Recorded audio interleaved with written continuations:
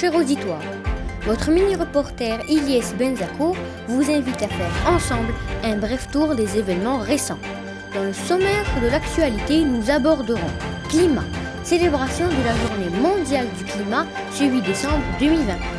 Nobel, qui sont les heureux lauréats de l'année 2020? Politique, qui est le nouveau président des États-Unis d'Amérique? Et nous finirons par quelques infox par rapport au coronavirus. A tout de suite. La journée du climat. Créée à l'initiative de plusieurs organisations non gouvernementales, la journée mondiale du climat est célébrée le 8 décembre de chaque année. Cette journée est l'occasion de rappeler la menace bien réelle du réchauffement climatique et la nécessité d'agir pour en limiter les effets. Le climat étant l'ensemble de circonstances atmosphériques et météorologiques, humidité, pression, température, propres à une région, sont déréglés partout dans le monde. Or, ces dérèglements ne sont pas moindres, car ils causent et causeront la disparition de plus de 25% des espèces animales et végétales stockeuses de CO2, et l'augmentation de risques naturels, inondations, érosion du sol, etc. Et c'est ce qu'on appelle la pollution. Donc, c'est de notre devoir d'accomplir ces quelques gestes pour éviter le pire. 1. Optimiser les moyens de transport et opter si l'on peut pour le covoiturage. 2. Éteindre les lumières dans les espaces vides. 3. Préférer les moyens numériques au papier afin d'arrêter la déforestation. 4. Favoriser le recyclage. Qui sont les Nobel de l'année 2020? Chaque année sont décernés depuis Stockholm en Suède les prix Nobel. Et pour cette année 2020, les heureux lauréats sont en littérature, la poète américaine Louise Gluck, née le 22 avril 1943 à New York et enseignante à l'université de Yale. Cette septuagénaire a été récompensée grâce à, je cite, sa voix incontestablement poétique qui, d'une beauté austère, rend universelle la vie individuelle. En ce qui concerne la médecine, les scientifiques Michael Houghton, Harvey Alter et Charles Rice ont été récompensés pour leur découverte d'une hépatite, inflammation du foie, qui n'était ni A ni B et qu'ils nommèrent plus tard C, et qui arrive le plus souvent lors de transfusions sanguines. Le prix Nobel de la paix a été remis au programme alimentaire de l'ONU PAM, Programme alimentaire mondial. L'Académie les a salués pour ses efforts de lutte contre la faim, pour sa contribution à l'amélioration des conditions de paix dans les zones touchées par les conflits. Qui est le nouveau président des États-Unis d'Amérique? Je vous le disais en titre, le président des États-Unis a été élu.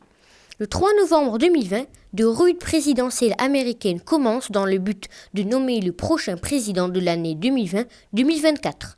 Opposant le républicain Donald Trump au démocrate Joe Biden, accompagné de la vice-présidente qu'il propose, Kamala Harris.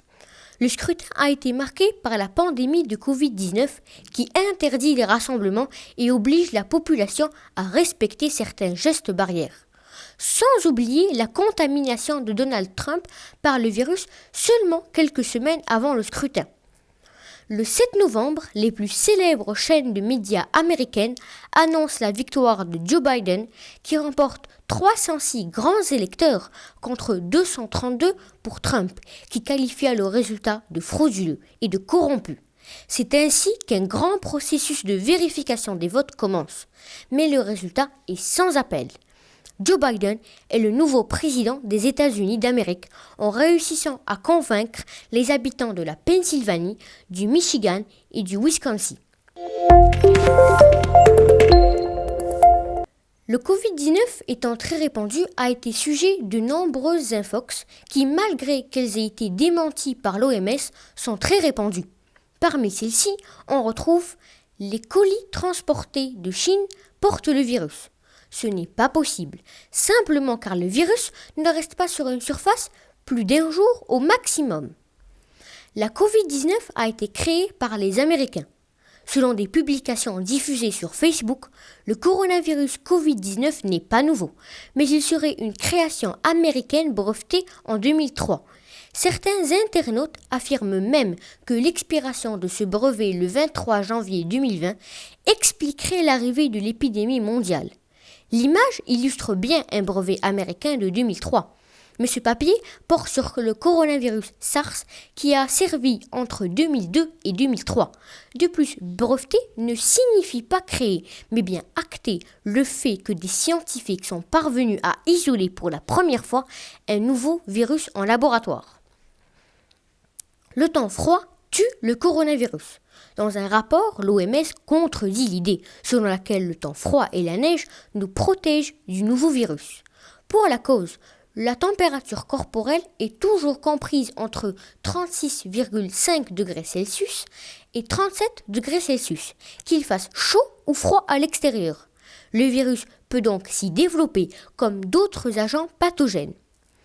Il existe des remèdes naturels contre le virus. Ni le rinçage du nez à l'eau de mer, ni la consommation d'ail ou d'eau toutes les 15 minutes, ni le nettoyage à l'huile de sésame d'objets potentiellement contaminés, ni autres remèdes naturels ne permettent de se protéger du Covid-19, alerte l'OMS. C'est avec cette dernière rubrique que nous clôturons ce survol de l'actualité. Merci beaucoup de votre attention et à bientôt.